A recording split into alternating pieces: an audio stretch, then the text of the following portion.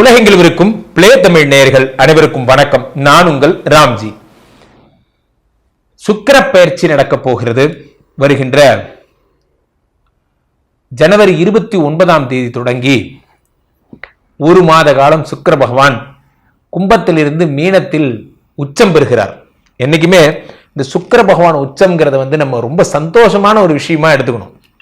இன்னொரு 7 நாள் தான் சார் வரப்போகுது, இன்னொரு 5-6 நாள் இந்த சுக்கிர பயிற்சி. ஃபார் எக்ஸாம்பிள் 4 கிரகங்கள் ஒரே வீட்டில் இருக்க போகுது. இப்ப சுக்கிரன் மீனத்தில் இருக்கார். திரும்ப பிப்ரவரி மார்ச் போல 5 கிரகங்கள் வரும். மிகப்பெரிய மாற்றம்லாம் சந்திக்க போது அதை நம்ம தொடர்ந்து பிளே தமிழ் பார்த்துட்டு தானே இருக்க போறீங்க, நம்ம பார்க்க தான் போறோம். இப்ப சுக்கிர பகவானுடைய உச்சம் என்ன தரும் சார்? உச்சத்துக்கும் ஆட்சிக்கும் ஒரு வித்தியாசம் இருக்கு, புரிஞ்சுக்கங்க. இப்போ இது என் வீடு, இந்த வீட்டுல நான் ஆட்சி, இந்த வீட்டுல என்னை யாரும் அசைச்சுக்க முடியாது, ஏன் என்னுடைய கோட்டை அப்படிங்கிற மாதிரி, முத்துப்பாண்டி கோட்டலை அப்படிங்கிற மாதிரி. இப்போ நான் தம்பி சதீஷ் வீட்டுக்கு போறேன், அப்போ அவர் வீட்டில் உச்சம் பெறுகிறேன், ரொம்ப சந்தோஷமா இருக்கேன்.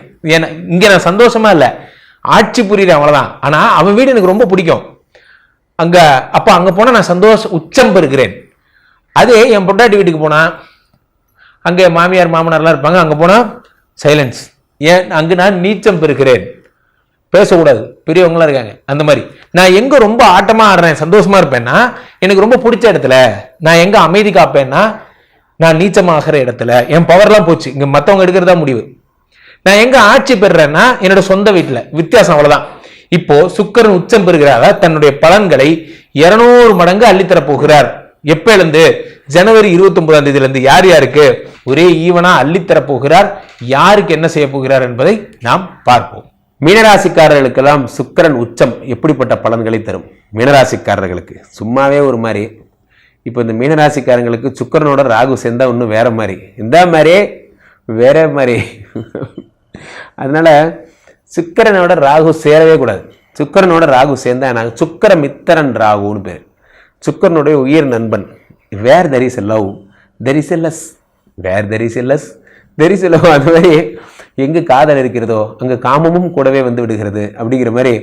இந்த சுக்கிர பகவானோட ராகு சேரும் பொழுது என்ன ஏற்படுகிறது என்றால், உடலுக்கு தேவையில்லாத ஒரு விஷயங்கள் எல்லாம், ஒரு கிளர்ச்சியெல்லாம் உண்டு பண்ணுவார் சுக்கிர பகவான். சும்மா இருக்க முடியாது. நீங்கள் சும்மா இருந்தாலும் நீங்கள் உங்கள் நேரம் சும்மா இருக்கக்கூடாது. அப்போ நீங்கள் என்ன பண்ணலாம்? யாருக்காவது ஏதாவது மெசேஜ் அனுப்பலாம், ஃபோன் பண்ணலாம், எதையாவது சும்மா பேசுவோம், வந்தால் பார்ப்போம் அப்படின்னு தேவையில்லாம அடி வாங்கிட்டு வராதிங்க. அப்போது மீனராசிக்காரர்கள் ராசியிலே சுக்கிரனும் ராகுவும் இருப்பதை மறந்து விடாதீர்கள். இந்த சுக்கிரன் ராகு சேர்க்கை என்பது தேவையில்லாத பெண் தொடர்புகளை அவர்களால் உண்டாகும் அவமானங்களையும் அசிங்கங்களையும் குறிப்பது.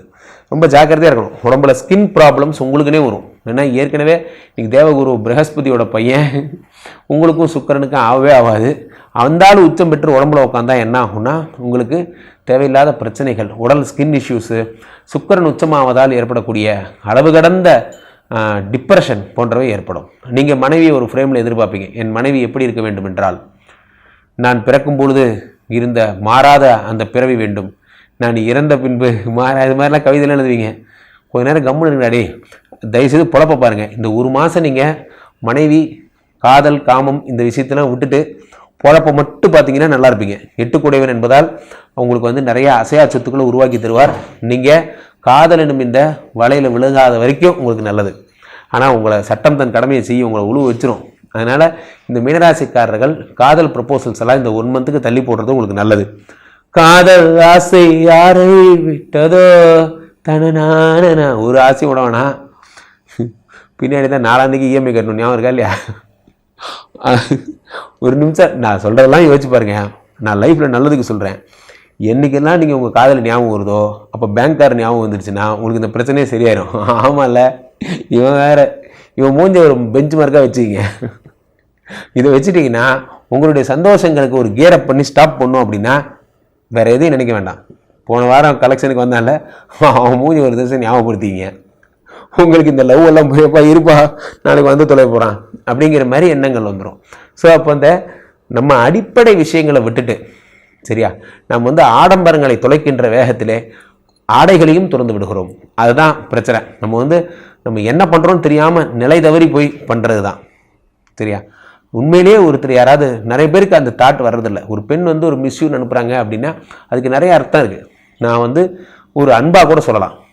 நம்ம எடுத்துக்கிற மிஸ்யூங்கிறது என்னன்னு நமக்கு அர்த்தம் வேறு. உடனே திரும்பி அப்படியா அப்போ நீ என்ன லவ் பண்ணுறியா அப்படின்னு கேட்குறது. உடனே காரியத்தை விட்டு பிளாக் பண்ணிட்டு போயிடுவாங்க. ஸோ பிரச்சனையே என்ன அப்படின்னா நம்மளுடைய எண்ணங்கள் எல்லாமே நம்ம மாற்றிக்கணும். சின்ன விளையாட்டுக்கு பண்ணது தான், அந்த விளையாட்டு தான் விபரீதமாகுது.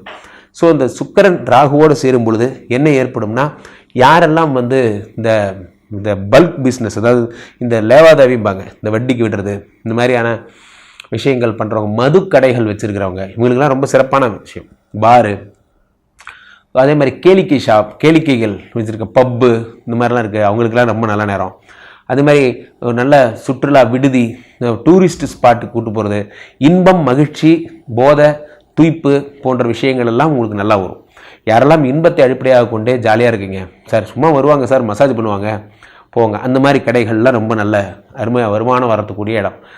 மனிதர்கள் சுகம் பெறுவதற்கான இடங்கள், செய்யும் தொழில்கள் உடையவர்கள்லாம் நீங்கள் நல்லா இருப்பீங்க. இதெல்லாம் மசாஜ் பண்ணுறது, அதுக்கப்புறம் வேறு என்ன சுகம் பெறுவது, அழகாக டெய்லி வந்து சார் உங்களுக்கு ஒரு ஹெட் மசாஜ், பாடி மசாஜ் பண்ணால் சூப்பராக இருக்கும் சார், சூப்பராக இருக்கும். நான் கூட தெரியாமல் கற்றுக்கிட்டேன். ஒரு வருஷமாக ஹெட் மசாஜ், பாடி மசாஜ் தான். நல்லா புரிஞ்சு மசாஜ் பண்ணால் உண்மையிலேயே சூப்பராக இருக்கும். இந்த மாதிரியான மசாஜ் ஒரு தடவை தான் நீங்கள் போகிற வரைக்கும் நல்லா மட்டும் பண்ணிட்டான்னா இது ஒரு பொழப்பாகவே ஆகிடும் உங்களுக்கு. ஸோ அப்போ அந்த மீனராசிக்காரர்களுக்கெல்லாம் இது போன்ற தொழில்களுடைய நல்லாயிருக்கும். சினிமா படம் எடுக்கிறவங்களுக்கு அற்புதமான ஒரு காலம், சினிமா படம் எடுக்கிறவங்க. ஸோ நான் ஒரு நல்ல குறும்படம் வச்சுருக்கேன் சார், நல்ல கதை இருக்குது, நல்ல ப்ரொடியூசர் இருந்தால் சொல்லுங்கள், கதை பண்ணலாம், படம் பண்ணலாம். அது பெண்கள் ரீதியான கதை, காதல் கதை, இந்த மாதிரி கதை இருக்கிறவங்களுக்கெல்லாம், செக்ஷுவல் ஒரு பாலியல் சம்மந்தப்பட்ட டாக்குமெண்ட்ரி கதை போன்ற விஷயங்கள் வச்சுருக்கவங்களுக்குலாம் ரொம்ப அற்புதமான கதை. லவ் பண்ணி ஏமாத்துறவங்க கதை, அந்த மாதிரி கதைலாம் நிறையா பார்த்துட்டேன் சார். சிவப்பு ரோஜாக்கள்லேருந்து பார்க்குறேன். சரி, கருப்பு ரோஜா அதில் கூட படம் வந்துருச்சா, சரி பச்சை ரோஜா, மஞ்சள் ரோஜா, இது ஒரு படம் எடுங்க. மொத்தத்தில் உங்களுக்கு அந்த காதல் கற்பனைகள், இந்த கற்பனைகள், அந்த மாதிரியான பெண்கள் சம்மந்தப்பட்ட கற்பனைகள், பெண்கள் வைத்து, அதாவது வந்து ஃபார் எக்ஸாம்பிள் பெண்களுக்கான ஒரு சிறப்பு காஸ்டியூம்ஸு, இந்த இது சொல்லுவாங்க லிப்ஸ்டிக்கு போடுறது, கண்ணுமை கையில் போனவொன்னே மெகந்தி வச்சு தர்றது போன்ற தொழில்கள் பண்ணுறவங்களுக்குலாம் ரொம்ப அற்புதமான காலம். இந்த பிரைடல் மேக்கப்மாங்க, அவங்களுக்கெல்லாம் மிக அற்புதமான காலம். சில பேர் இந்த ஜடெல்லாம் பின்னி விடுவாங்க, அது கல்யாணத்துக்கு அலங்காரம் பண்ணுவாங்க. பெண்கள் சம்மந்தப்பட்ட விஷயங்கள், இந்த வண்டி வாகனம் எல்லாம் விடுறவங்க, குதிரை, ஜானவாச காரு, இந்த மாதிரி வந்து குதிரையில் உட்கார வச்சு மாப்பிள்ளை கல்யாணம், இது சம்மந்தப்பட்ட விஷயங்கள், கல்யாண மரம், வாழை மரம் சப்ளை, இந்த மாதிரி கல்யாணத்துக்கு வந்து இது சப்ளை அது சப்ளை போன்ற விஷயங்கள் பண்ணுறவங்களாம் நல்லா இருப்பீங்க. மண்டபத்துக்கு அலங்காரம், மேளம், வாத்தியம் போன்ற விஷயங்கள். நாங்கள் தான் பேண்டு பெருசாக அடிச்சு காட்டு, அந்த மாதிரி விஷயங்கள்லாம் ஏற்படும். பெரும்பாலும் சுக்கிரன் ராகு அப்படின்னு சேரும் பொழுதே ஒரு அளவு கடந்த உச்சத்துக்கான ஒரு அம்சம். அதனால் மீனராசிக்காரங்கள் யாராவது ஸ்மோக்கிங்கு, ட்ரிங்கிங்கு, நான் அடிக்கடி சொல்லுவேன், 2 பேர் தான் கிங்கு இந்த உலகத்தில். ஸ்மோக்கிங்கை விட்டவன், ட்ரிங்கிங்கை விட்டவன், 2 பேரும் கிங்கு. இந்த 2 பழக்கமும் அதிகமாக வரும். அதனால் காலையில் எந்திரிச்சு யாராவது எங்கேயாவது கூப்பிட்டாங்கன்னா நீங்கள் சொல்ல வேண்டியது ஒன்று தான். ராம்ஜி சார் சொல்லியிருக்காரு, ஒன்று வேலை மேலே இருக்கணும், இல்லைனாலும் வேலை மேலே தான் இருக்கணும். உங்களுக்கு வேறு வாய்ப்பே கிடையாது. ஒன்று வேலை மேலே இருக்கணும், இல்லை வேறு மேலே இருக்கணுங்கிறதெல்லாம் அப்புறம்.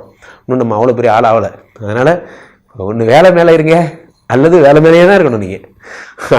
அப்போ கீழே போயிட்டுருக்க இந்த 2 நம்பரை கூப்பிடுங்க, உங்களுடைய சொந்த ஜாதகத்தை பார்த்து கொள்ளுங்கள். அதே மாதிரி உலக புகழ் வாய்ந்த நமது ஸ்ரீமடத்திலே தினசரி நடக்கின்ற நவக்கிரக பரிகார யாகங்களில் நீங்கள் கலந்து கொள்ளலாம்.